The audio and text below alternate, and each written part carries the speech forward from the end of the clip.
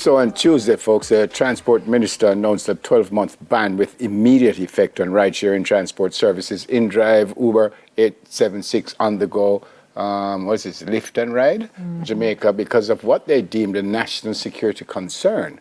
Ralston Smith is the Managing Director for the Transport Authority, and he will, I guess, have some things to say about that. Good morning, sir. Welcome to Smile Jamaica. Good morning, and thank you for having me.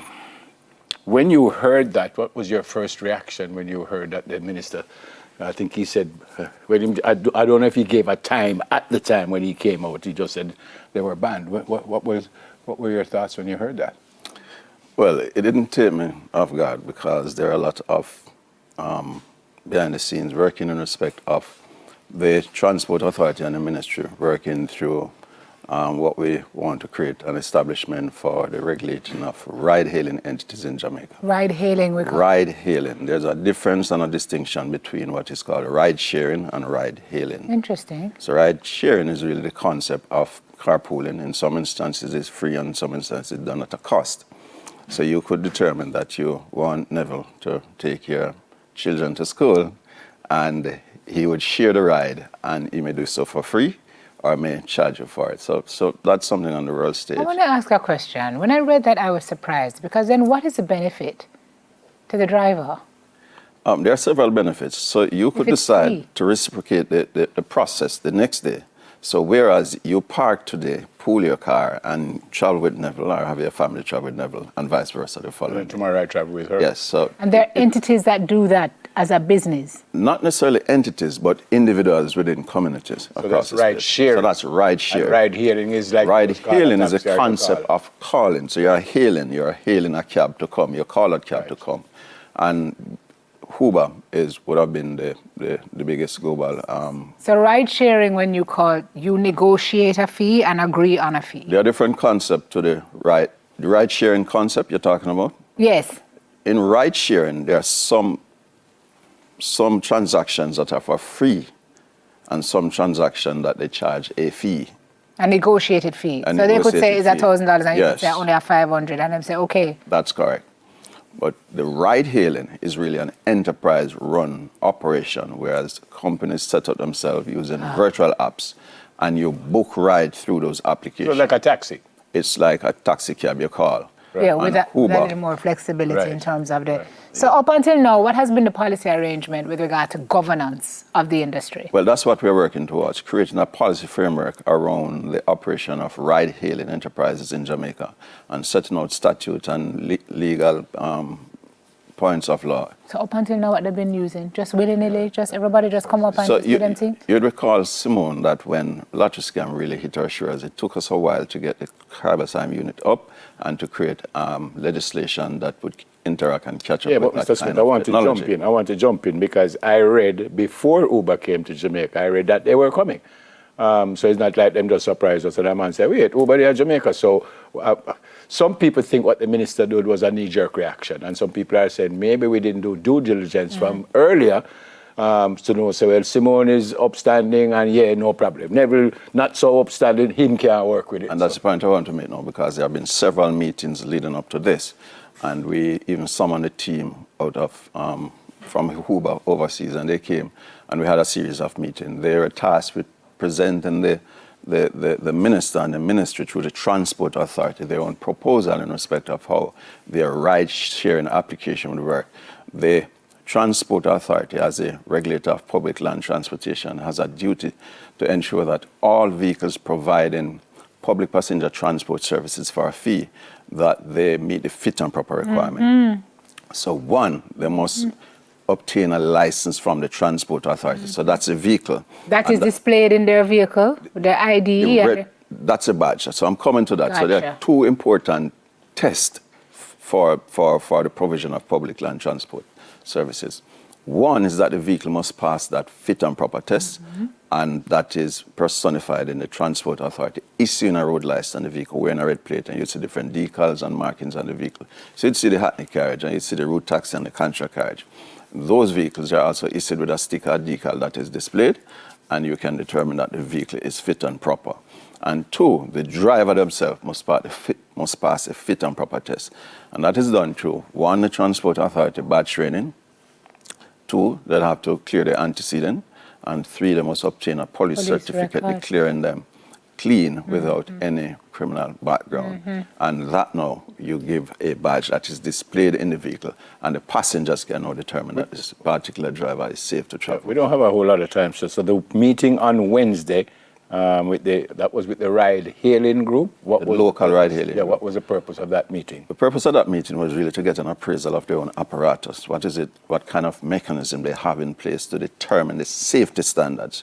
Because the government has a duty of care to the people, and we want to ensure that there are safety mechanisms that are built within their applications itself that could screen for the driver to determine its fit and proper nature, and screen the vehicle as well to determine that it is fit and roadworthy for the And what did you learn out of passengers. that meeting?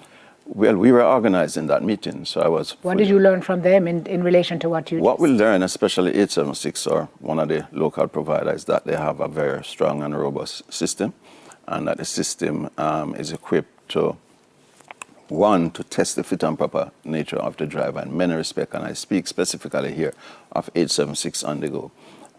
There's also the ability for the passenger to share the ride with up to 5 persons, friends, families, loved ones, and you can track the ride. Mr. Smith, why didn't you know all of this before, though? And that's what I'm saying. All of this is work in progress, and that is why the minister had mandated the meeting. Yeah, but I hate to belabor the point, but when you say work in progress, these people have been out there for a while. So shouldn't all of this be done from day one and say, sir, you cannot go on the road until you meet these Guess what you're requirements? asking is if somebody dropped the ball. Yeah.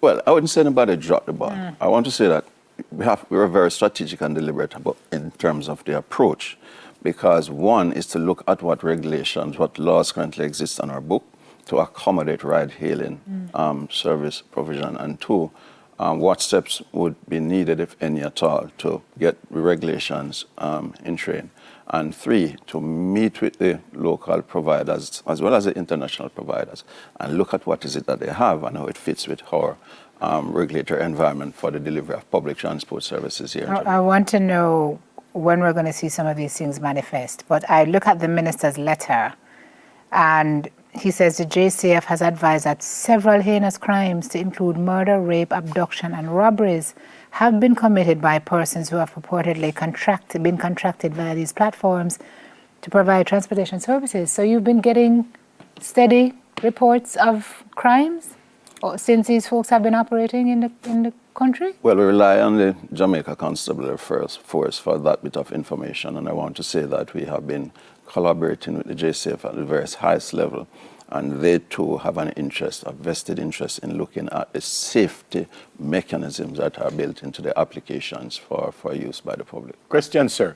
The taxi operators, they have to go through this stringent measure that you said from day one? That's correct. So all these drivers that are driving taxi cabs had to go through what you just said? It's a requirement. Not all our drivers are bad drivers in the transport. No, I'm not talking about bad or good. I'm just saying. I have robust roads. Badge. No, not bad. Badge. Okay. So in order to get the badge, you have to go through the training. And we are saying unequivocally, yes, not all of them are up to speed, and we're working on a program to get all our drivers properly trained. So now that we know what we know, whether we're behind the 8 ball or no, what are the next steps? You've had a meeting, you've spoken to stakeholders, the minister has weighed in, the government is putting their full support, transport authorities involved. Where do we go from here?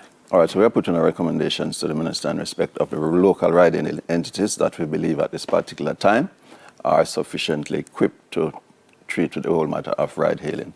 We continue the conversation with our international, with the international ride-hailing entities, and in particular Uber, who has submitted a comprehensive proposal to the Transport Authority, and in terms of even a display of what the system looks like. Are the requirements the same all over the world that we're asking for here in Jamaica? Well, Like ride-hailing, is the requirements the same? we are looking into the experiences in other jurisdictions. We're looking at regulations in other jurisdictions. We're benchmarking, and that is what I'm saying. It is a consultative approach, looking at what currently exists, the laws on the books, what's the requirement for public transportation locally vis-a-vis what is the requirements elsewhere. Okay. And therefore, we have to do that kind of mapping and come up with the best practices. So your recommendation to the minister is that they can go ahead. There's some that are ready, but some that need to be brought up to speed? Not everyone is at the same level, but we are sufficiently satisfied. We see 876 on the go. There's another group called Red Plate, and of course, what do you call them, Rider, and some others. And we are making the call on all ride-hailing enterprises in Jamaica to come forward to the Transport Authority. Let us start the discussion. Let's start the conversation. Let's see if we can get you onto some footing. We here at TVJ, and I saw it on our news last evening, after we heard about the ban, apparently we tried to get Uber, and we got them. So they're really not... To carry somebody? Yep, we got them. Even after the ban were banned? Even after the ban, we did a little thing. It was in our news last evening, and we got them. I say that to say so... So what is it? What is the recourse out of that? Because even though you said they ban, you can... And apparently the app still works. Remember, the minister had said in sectoral that his recommendation must be vetted for legal scrutiny. And all of that has been done now. So we are doing everything that is humanly possible to ensure that the minister gets the best bit of advice in terms of how to proceed. But some of these, as you said, by next week, they can be back on the road. By what you Very possible, and that is why he said within 12 months. So but based on what you just said, even with the ministers, they're still on the 12-month ban, they're still operating. Because we did a story last evening. That may be so now, but I'm saying subject to legal scrutiny. So everything has been done to ensure that we do the right thing going forward. Right. So the minister did indicate that he didn't intend for this thing to be prolonged or protracted.